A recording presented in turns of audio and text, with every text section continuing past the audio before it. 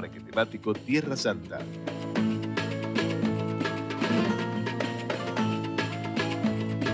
Todo es posible.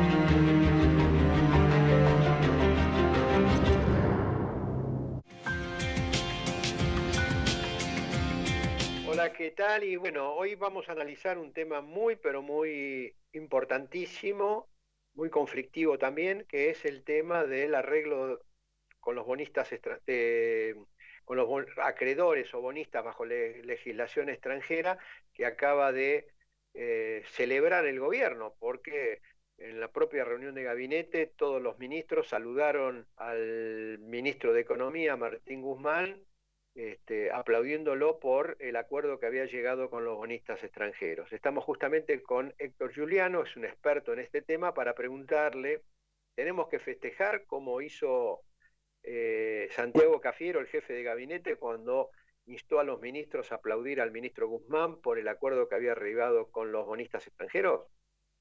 Bueno, ante todo, muchas gracias por su llamada. No, pero no por una cuestión a priorística ni política, sino fáctica. Todavía no conocemos el contenido del acuerdo en términos exactos. Seamos realistas. El gobierno ha hecho un anuncio que lo presentó en forma triunfalista, pero cuyos términos exactos no conocemos. Así que acá falta ponerle, entre otras cosas, valores absolutos al acuerdo logrado. Pongamos las cosas en contexto. El gobierno hace 8 meses que viene negociando con los acreedores. Las negociaciones son secretas, pero han trascendido sucesivas ofertas argentinas, ¿verdad? En realidad, la cuarta oferta presentada como última, final, inamovible, fue la del 6 de julio pasado. Bueno, como las 3 anteriores, que también eran últimas e inamovibles, esta también fue movible porque el día 4 de agosto, que vencía el plazo de la invitación que había dado la Argentina, también se terminó prorrogando ahora hasta el 24 de agosto. Quiere decir que, estrictamente hablando, hasta el 24 de agosto no sabemos qué pasa. Lo que ha trascendido y lo que ha surgido en los comunicados oficiales permite hacer una reconstrucción, pero lo primero y principal, hay que decir, no tenemos todavía el contenido del acuerdo como para poder ponerlo en números, ¿no? ¿Qué ocurre? Como todo acuerdo, tiene 3 variables fundamentales, de las cuales creo que hemos hablado también en otra oportunidad. Las variables de toda renegociación de deuda son monto, plazo y tasa de interés. ¿Qué ha empezado a pedir la Argentina y qué ha logrado, entre comillas, hasta ahora? La Argentina empezó pidiendo nada más que un 5.4% de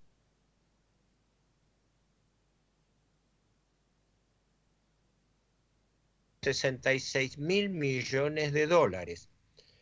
Esto quiere decir deuda en bonos que está en manos de residentes extranjeros y por ende bajo legislación extranjera. Es lo más preocupante porque es donde nos pueden hacer el peor agujero, ¿verdad? Los acreedores extranjeros, que si no llegamos a un acuerdo nos pueden abrir juicio en los tribunales de Nueva York, donde no solamente tenemos malos antecedentes, sino también tenemos todo el espectro en contra. Este es el segmento. Pero no nos olvidemos que estos 66.000 millones son solo una quinta parte de la deuda total, porque la deuda total en cabeza del Estado Central son 336.000 millones de dólares, ¿no? Después lo podemos hablar, lo podemos meter todo lo que quieran, pero ojo que lo que se está discutiendo ahora es un 20%, una quinta parte de la deuda total. Que atrás vienen otro reclamo de 49.000 millones de dólares del Fondo Monetario y simultáneamente se están decidiendo otros 42.000 millones de deuda en legislación local. Así que ojo que todo esto es parte de un paquete. No vemos las cifras consolidadas, ¿me explico? Por ejemplo, la Argentina ha cerrado un acuerdo con los acreedores privados, pero todavía no sabemos qué va a pasar con la deuda con el fondo. El fondo... Claro, pero una pregunta. El gobierno dice, en principio, este acuerdo, que bueno, después vamos a tener que ver exactamente la letra chica, sobre todo del acuerdo, pero que en principio posterga vencimientos inmediatos que había ahora para después del año 2024 en adelante, y que logra una reducción. No hay quita de capital, pero hay una reducción de la tasa de interés, que en promedio estaba en el 7% y que bajaría, digamos, a la mitad, 3,5 más o menos, haciendo el promedio entre la tasa de interés en dólares y en euros. Esto, si fuese así, ¿usted cómo lo analiza? Por eso, hasta que no veamos el perfil de vencimiento que queda en la Argentina, yo no abro juicio. Pero las tres variables, ¿cómo han quedado? Primero, la Argentina no ha hecho básicamente quita en el capital. Del 5,4 que pedía, ha reducido al 1,9. Eso quiere decir que los fondos, que son en realidad fondos buitre, que compraron deuda argentina al 30%, ahora han conseguido el principal objetivo, que es que la deuda le sea reconocida al valor nominal con una quita simbólica de apenas 1.230 millones de dólares sobre 66.000. Ahí no hay negocio, porque las 5 ofertas argentinas fueron mejoras a los acreedores, quiere decir empeoramiento de la situación argentina. En segundo lugar, sí, perdón.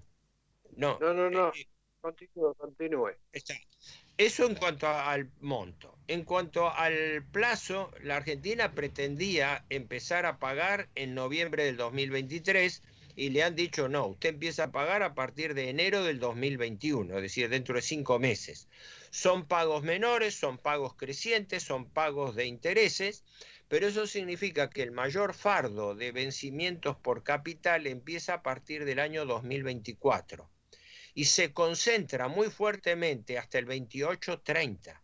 Quiere decir que el plazo promedio que se ha pactado es de apenas 10 años, de los cuales este gobierno aligera sus pagos hasta el 2023 y son rápidamente crecientes a partir del 2024.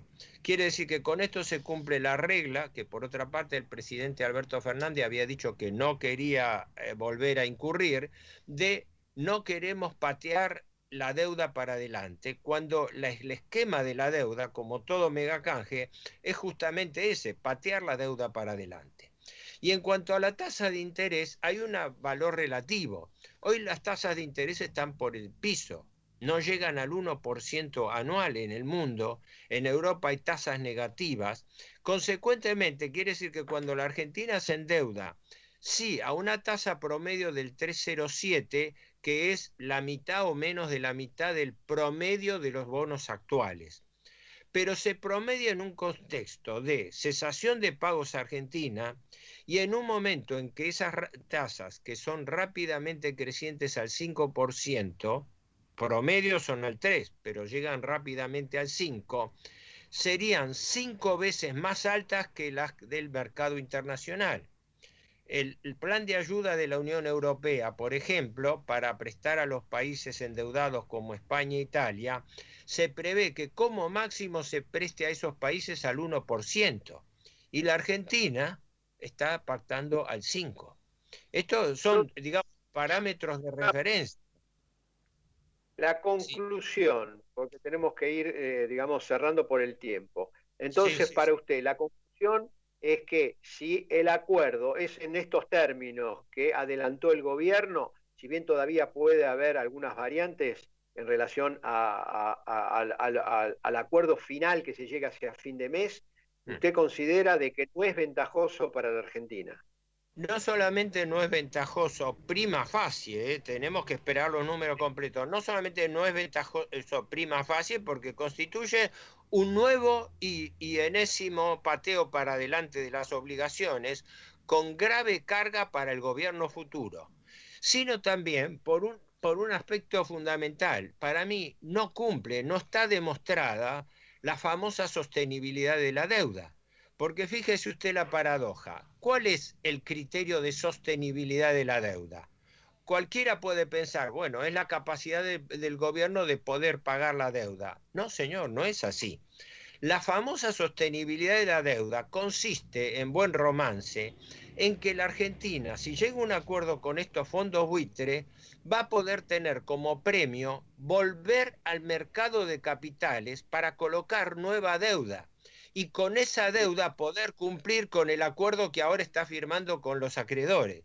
Por eso alguien ha ironizado, sí, los fondos buitre pueden hacer concesiones ahora, porque después lo van a estar esperando en el mercado a ver en qué condiciones va a poder colocar la Argentina la deuda nueva con la cual va a tener que pagar esta deuda vieja. ¿Me explico? En esto hay una trampa muy peligrosa, porque además la deuda que empieza a pagar la Argentina es más alta que la que entró en default. Desde diciembre hasta ahora, la deuda ha aumentado unos 6.000 millones de dólares por capitalización de intereses, de tal manera que los 66.000 millones de bonos actuales ya pasan a ser 72.000, con un bono por los intereses, por capitalización de intereses, con vencimiento que pedía ser al 2030 y los acreedores se lo bajaron al 2029. Así que existe un estrangulamiento del perfil de vencimiento peligroso que el gobierno todavía no ha demostrado cómo lo va a pagar. Por eso digo, yo espero los números del gobierno y espero que el gobierno demuestre cuál es la capacidad de pago para la sostenibilidad de la deuda. Porque acá se cerró un acuerdo financiero cuyos términos no se conocen. Y todavía, más pesado aún, falta definir las cláusulas jurídicas que estarían en este momento muy atrancadas, muy peligrosamente por las CAC, por las cláusulas de acción colectiva. Porque ahí hay un lío muy pesado, pero eso es otro capítulo, ¿no? Bueno, creo que el análisis que usted hace es un análisis bastante riguroso. Evidentemente es totalmente distinto del análisis que ha hecho no solamente el gobierno, sino justamente los principales operadores financieros.